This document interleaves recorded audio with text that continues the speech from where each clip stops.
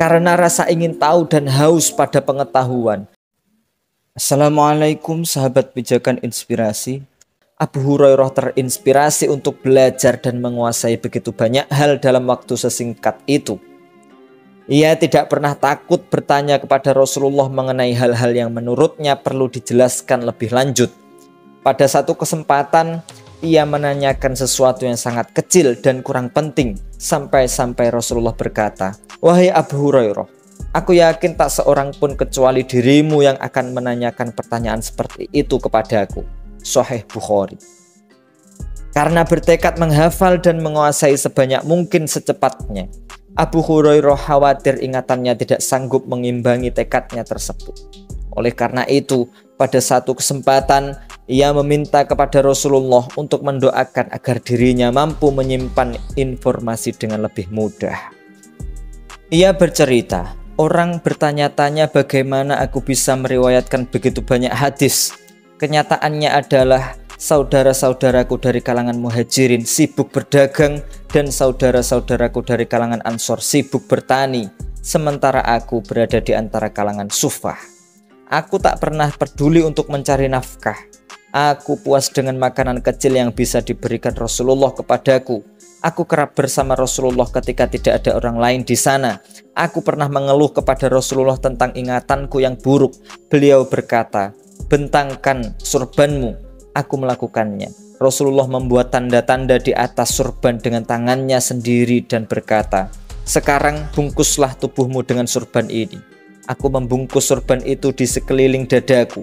Sejak saat itu, saya tidak pernah lupa apapun yang ingin kuingat." Sahih Bukhari.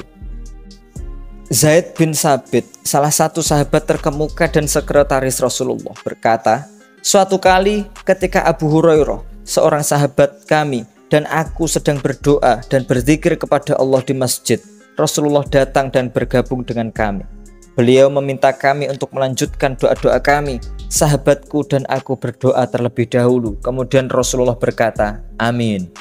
Lalu Abu Hurairah berdoa, 'Ya Allah, aku memohon kepadamu apa yang dimohonkan sahabatku dan untuk diriku sendiri, yakni pengetahuan yang aku tidak akan pernah lupa.' Rasulullah berkata, 'Amin.'"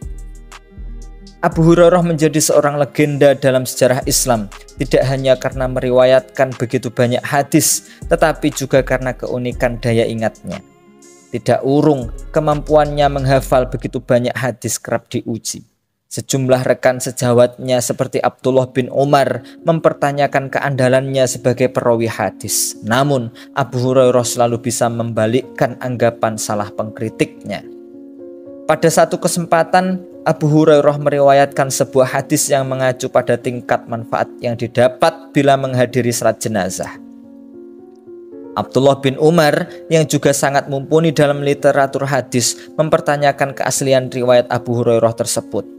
Abu Hurairah pun membawa Abdullah kepada istri Rasulullah, Aisyah, yang mengonfirmasi bahwa hadis versi Abu Hurairah sangat tepat.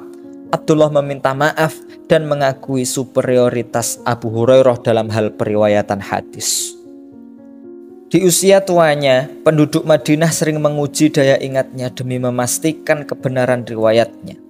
Seorang gubernur Madinah, Marwan bin Hakam, pernah meminta Abu Hurairah untuk meriwayatkan sejumlah hadis. Secara diam-diam, setiap perkataannya dicatat oleh salah satu sekretaris gubernur.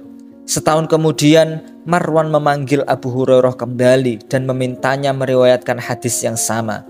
Marwan pun keheranan kala Abu Hurairah meriwayatkan setiap kata dalam hadis itu tanpa satu kesalahan pun. Dengan cara inilah, Abu Hurairah membungkam semua pengkritiknya. Menurut para ahli hadis, otentisitas Abu Hurairah sebagai perawi hadis tidak tercela. Namun, ini bukan berarti tidak ada orang yang berniat memalsukan hadis-hadis dan mengaitkan hadis tersebut kepadanya. Reputasi Abu Hurairah sebagai perawi sejumlah besar hadis sangat membuka kemungkinan adanya pemalsu-pemalsu hadis. Itulah sebabnya semua ulama besar hadis termasuk Muhammad bin Ismail al-Bukhari dan Muslim bin Hajjaj menerapkan metodologi yang detail dan ketat untuk memastikan sahih tidaknya setiap hadis yang mereka kompilasikan dalam antologi terkenal mereka. Fakta bahwa Abu Hurairah seorang yang amat terpelajar, sangat soleh, dan sahabat Rasulullah yang sangat dihormati, yang mengabdikan seluruh hidupnya demi menguasai dan menyebarkan pengetahuan dan kebijaksanaan Islam, sudah diakui oleh mayoritas umat Islam. Akan tetapi, yang tidak diketahui secara luas adalah bahwa ia juga seorang guru yang sangat populer. Abu Hurairah mengajar dan membimbing lebih dari 800 murid dan ahli hadis. Dan sebagaimana Rasulullah, ia membagi malam-malamnya menjadi 3 bagian. Bagian pertama digunakan untuk tidur, kedua untuk beribadah, dan ketiga untuk belajar. Menurut sejarawan dan tokoh tradisionalis Abdurrahman bin Ali bin Al-Jauzi, secara keseluruhan Abu Hurairah meriwayatkan 5.374 hadis, lebih banyak daripada sahabat-sahabat Rasulullah lainnya, termasuk istri Rasulullah sendiri, Aisyah. Semasa pemerintahan Khalifah Umar, Abu Hurairah menjabat sebagai gubernur Bahrain untuk 1 periode dan sebagai gubernur Madinah untuk beberapa waktu pada awal periode dinasti Umayyah. Pengabdian tanpa pamrih Abu Hurairah untuk mempelajari Islam dan usahanya untuk menyebarluaskan hadis telah membuatnya menjadi sangat terkenal di dunia Islam. Apakah mengherankan bahwa kalimat Abu Hurairah radhiyallahu anhu qala Rasulullah sallallahu alaihi wasallam menjadi pernyataan pengantar paling terkenal dalam sejarah literatur hadis? Ia menghembuskan nafas pada usia 78 tahun dan dimakamkan di Madinah, kota Rasulullah.